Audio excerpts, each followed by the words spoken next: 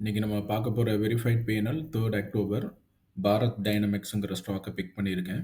இந்த ஸ்டாக்கோட trade history 1st of October buy பண்ணிட்டு 3rd ஆஃப் அக்டோபர் வந்து செல் பண்ணியிருக்கேன். என்ன ரீசனுக்காக வேண்டி இந்த ஸ்டாக்கை பிக் பண்ணியிருக்கேன்னு பார்க்கலாம்.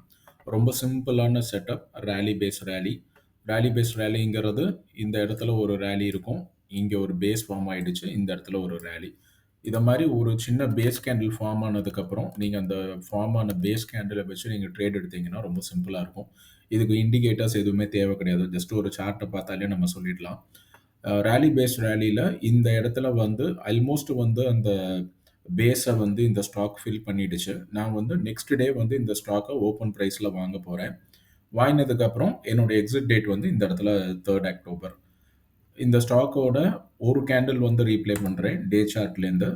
நம்ம வாங்கின அன்னைக்கே வந்து இந்த ஸ்டாக் வந்து ஒரு பெரிய ரேலி குடுத்துருச்சு. 3.25% வந்து ஏறிடுச்சு. ஸோ ஒரு ஸ்விங் ட்ரேடிங்ல 3%க்கு மேல தேவை கிடையாது நமக்கு.